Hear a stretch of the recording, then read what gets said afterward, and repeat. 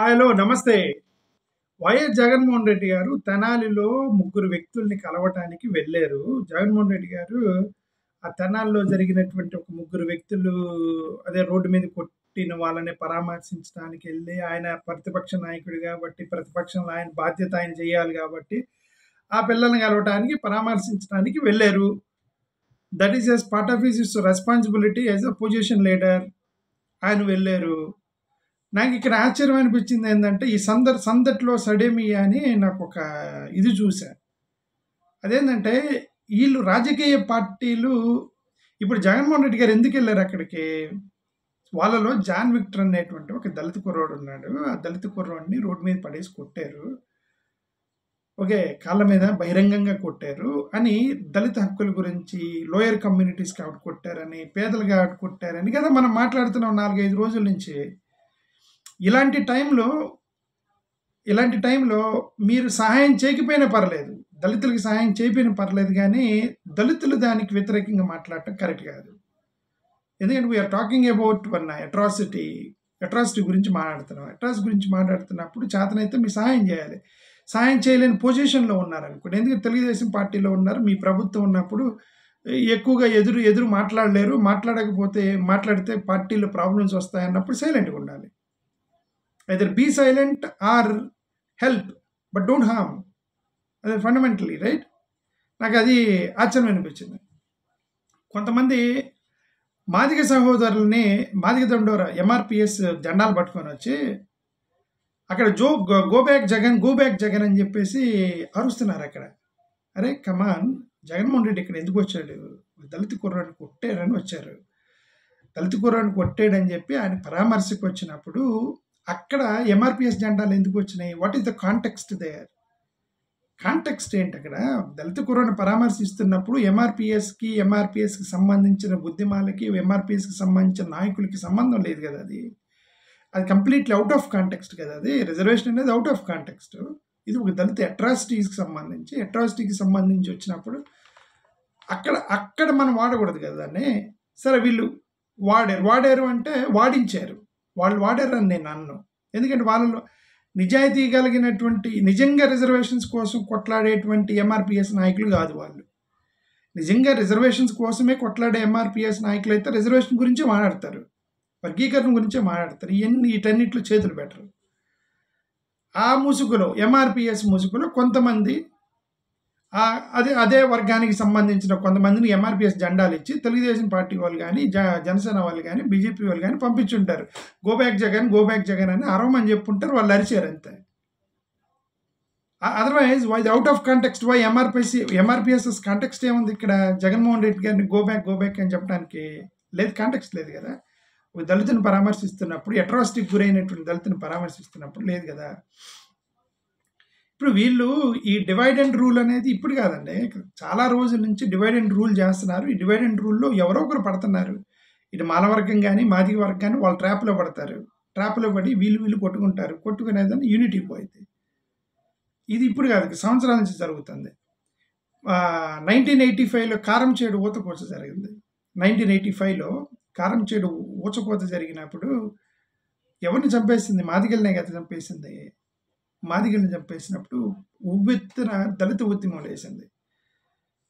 ఆ తర్వాత జస్ట్ 6 సంవత్సరాల తర్వాత, జస్ట్ విదిన్ 6 years చుండూరులో ఊచకోత జరిగింది. ఊచకోత అంటే ఏమనుకున్నారు?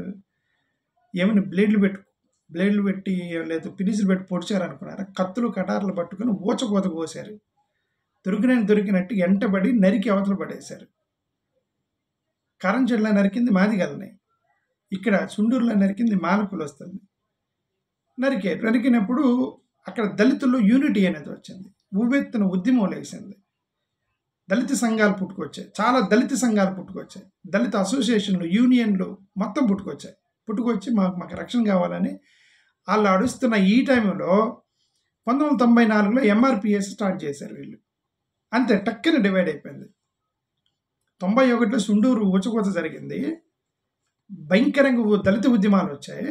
దళిత ఉద్యమాలు వచ్చినప్పుడు ఆబ్వియస్లీ వాళ్ళు ప్లాన్ చేస్తారు, ఏంద్రా వీళ్ళందరూ యునైట్ అవుతున్నారు, ఆఫ్టర్ వీళ్ళంతా బానిసగాళ్ళు, వీళ్ళేంద్రా ఉద్యమాలు అని చెప్పేసి మనకి వ్యతిరేకంగా వేస్తున్నారని వాళ్ళ వ్యవస్థ మీరు ఏడ తట్టుకుంటారు? 1994లో ఎంఆర్‌పీఎస్ ఉద్యమం పెట్టుకొచ్చారు. పెట్టారు అని నేనన్ను, పెట్టించారని నేనంటాను. పెట్టించారు, అయిపోయింది. మొత్తం 2 ముక్కలయిపోయింది. దళిత ఉద్యమం కాస్త కూడా 2 ముక్కలయిపోయి ఈళ్ళీళ్ళు కొట్టుకోవడం మొదలెట్టారు 1994 నుంచి.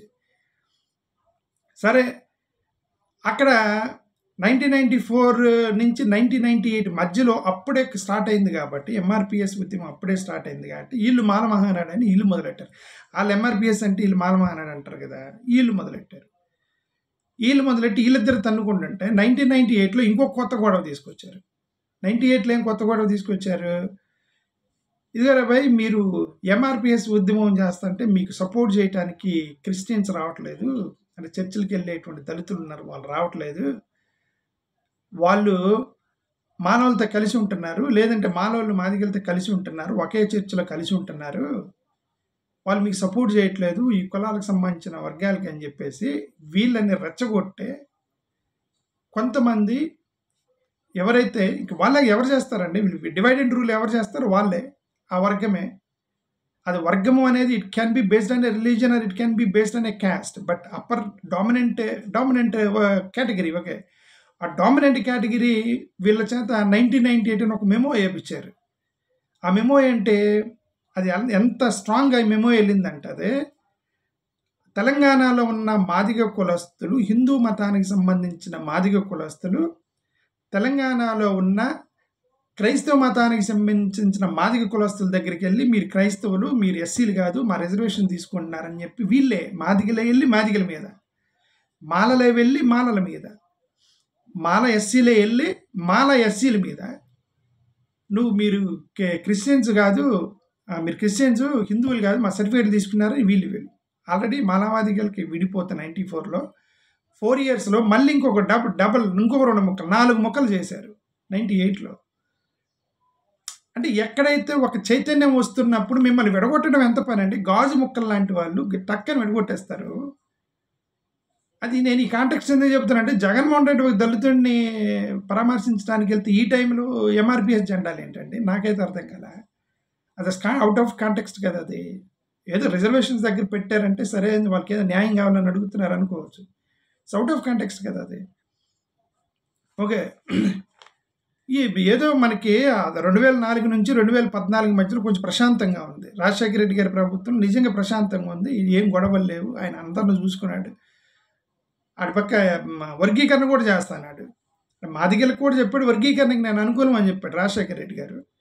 ఇటుపక్క మాలల్ని దగ్గర చేసుకున్నాడు. అటుపక్క క్రైస్తవుల్ని, హిందువుల్ని, ముస్లింని మొత్తాన్ని దగ్గర చేసుకొని ప్రశాంతమైనటువంటి ఒక లైఫ్లోకి తీసుకెళ్ళాడు రాజశేఖర రెడ్డి గారి ప్రభుత్వంలో 2014 నుంచి 14 మధ్యలో. మళ్ళీ 2006-7 నుంచి తెలంగాణ ఉద్యమం మొదలైంది. తెలంగాణ ఉద్యమంలో మళ్ళీ ఇప్పుడు మాల మహానాడు ఎందుకు పెట్టారు? రిజర్వేషన్స్ కోసం పెట్టారు. మాది దండోరా ఎందుకు పెట్టారు? రిజర్వేషన్స్ కోసం పెట్టారు. ఎంఆర్‌పీఎస్, మాల మహానాడు రిజర్వేషన్స్ కోసం పెట్టినప్పుడు ఆ జెండాలు పట్టుకొని ప్రత్యేక తెలంగాణ ఉద్యమం, ప్రత్యేక సమైక్యాంధ్ర ఉద్యమంలోకి వెళ్ళారు జెండాలు పట్టుకొని. అది అవుట్ ఆఫ్ కాంటెక్స్ట్ కదా అదే. మీరు ఆ జెండాలు పెట్టింది రిజర్వేషన్స్ కోసం కదా. తెలంగాణ ఉద్యమం పట్టుకొని పోయారు. తెలంగాణలో ఎంఆర్‌పీఎస్ వాళ్ళు, మాల మహానాడు వాళ్ళు సమైక్యాంధ్రాలు. ఏ కాంటెక్స్ట్ అయినా మిమ్మల్ని పావుగా వాడుతున్నారు, ఒక ఎరేస్తున్నారు మిమ్మల్ని అనే సంగతి మర్చిపోతున్నారు వీళ్ళు. మీకు ఎరేస్తున్నారు రాజకీయ నాయకులు, మీకు అర్థం కావట్లే. 2014లో భారతీయ జనతా పార్టీకి సంబంధించిన అప్పుడే మోడీ గారు తన ఆధ్వర్యంలో తీసుకున్నారు భారతీయ జనతా పార్టీని. 2014లో మోడీ గారు ఆంధ్రప్రదేశ్కి వచ్చి మందకృష్ణ మాదిగ గారితో హోటల్లో మీటింగ్ చేశారు. కావాలంటే అడగండి మందకృష్ణ మాదిగ గారిని. 2014లో కాంగ్రెస్ ప్రభుత్వమే ఉంది అప్పుడు. ఎలక్షన్ టైంలో మోడీ గారిని మీరు సీక్రెట్గా కలిశారట, నిజమా లేదా అని అడగండి. కలిశారని ఒక పేపర్లో చూశాను. నాకేం చెప్పలేదు మందకృష్ణ మాదిగ గారు, పేపర్లో చదివే ఇప్పుడే. మొత్తం నేను ఇదంతా మాట్లాడే ముందు రీసెర్చ్ చేసి మాట్లాడతాను నేను. ఓకే. అంటే మోడీ గారితో మీటింగ్ పెట్టారు. ఎప్పుడు 2014లోనే. ప్రశాంతంగా ఉన్నటువంటి రాష్ట్రాన్ని పోయి పావుగా అయ్యారు. పావుగా వెళ్ళి ఆ రోజు నుంచి రాష్ట్రాలు తిరిగి బీజేపీకి ఓట్లేయండి, బీజేపీకి ఓట్లేయండి అని చెప్పి వీళ్ళే తిరిగారు. మందకృష్ణ మాదిగ గారు కలిశారు వాళ్ళని. 2019 ఎలక్షన్ క్యాంపెయిన్ చేశారు, 14 ఎలక్షన్ క్యాంపెయిన్ చేశారు, 24 ఎలక్షన్ క్యాంపెయిన్, రేపు పొద్దున 29 కూడా ఎలక్షన్ క్యాంపెయిన్ చేస్తారు. వాళ్ళు మర్చిపోయారు ఏంటంటే, రిజర్వేషన్స్ ఎత్తేస్తే నష్టపోయేది మాదిగ కులస్తులే అన్న సంగతి కామన్ సెన్స్ మర్చిపోయారు. ఓకే. వర్గీకరణ చేస్తే చేయొచ్చు. ఓకే. ఇదిగోండి ఎస్సీలో నువ్వు ఏ కేటగిరీ, నువ్వు బి కేటగిరీ, నువ్వు ఏ కేటగిరీ, ఇది సి కేటగిరీ అని 4 కేటగిరీలు చేసి 4 కేటగిరీకి ఎంప్టీ ప్లేట్లు ఇచ్చారనుకోండి. ఏంటి ఉపయోగం? కామన్ సెన్స్ మిస్ అయ్యారు. ఓకే. రిజర్వేషన్స్ పోతాయి. ప్రైవేటైజేషన్ పేరుతోటి భారతీయ జనతా పార్టీ చాలా క్లియర్‌గా ప్రైవేటైజేషన్ వైపుకు మొగ్గుతుంది. ఎన్‌డీఏ ప్రభుత్వం. ప్రైవేటైజేషన్ జరిగితే రిజర్వేషన్స్ ఎత్తేస్తారని కదా రాహుల్ గాంధీ రోజు కొట్టుకుంటున్నాడు. రిజర్వేషన్ ఎత్తేస్తారని. ఓకే. ఇదంతా ఎప్పుడు ఇది జరగాలి? మనకైతే అర్థం కావట్లా. మైనారిటీస్‌లో ఎంత లేదన్నా సరే ఒక 50% అన్న మాదిగల క్రిస్టియన్స్ ఉన్నారు కదా! ఆ మాదిగ క్రిస్టియన్స్ మీద దాడులు జరుగుతున్నాయి కదా ఇప్పుడు. సఫరర్స్ మాదిగలే కదా! పాస్టర్స్ మీద చాలామంది దాడులు జరుగుతున్నాయి. వాళ్ళలో మాదిగ కులస్తులు ఎంతమంది ఉన్నారు పాస్టర్లు? చాలామంది మాదిగ కులస్తులు పాస్టర్లు ఉన్నారు కదా! మీరు ఒక చిన్న ఇప్పుడు ముక్కు దగ్గర ఒక ముక్క పెట్టి వాసన చూస్తా ఉండంటారా అని చెప్పేసి ముక్కు దగ్గర ఒక ముక్క అంటే వాళ్ళకి అర్థమైంది. ఎస్సీలకి అర్థమైంది. ఎస్సీలకి కాలనీలో కోస్తూ ఉంటారు అన్నం తినడానికి, వండుకొని తినడానికి. ఓకే. ముక్కు దగ్గర ఒక ముక్క పెట్టి మీరు వాసన చూస్తూ ఉండంటారా అని చెప్పేసి తర్వాత వాళ్ళందరూ ఫీస్ట్ చేసుకుంటారు దాన్ని. మీకు తెలీదు. ఆ ముక్క వాసన చేస్తూ కూర్చుంటారు. ఇప్పుడు మనకి జరిగేది అదే. ఇది ఇన్ని అనర్థాలను ఒక వర్గీకరణ అనేటువంటి ఒక పేరుతోటి మిమ్మల్ని ఎరగా వేస్తే ఇది ఇన్ని అనర్థాలు. రిజర్వేషన్స్ పోతాయి. ప్రైవేటైజేషన్ పేరుతో రిజర్వేషన్స్ ఎత్తేస్తారు. మైనారిటీస్ మీద ఎఫెక్ట్ పడుద్ది. దాంట్లో ఎక్కువ మంది మాదిగలే. ఇటు పక్క మాదిగ పాస్టర్ల మీద ఎఫెక్ట్ పడుద్ది. 1998 మేమో అని చెప్పేసి హిందూ మాదిగలు వచ్చి క్రిస్టియన్ మాదిగల మీద దాడి. హిందూ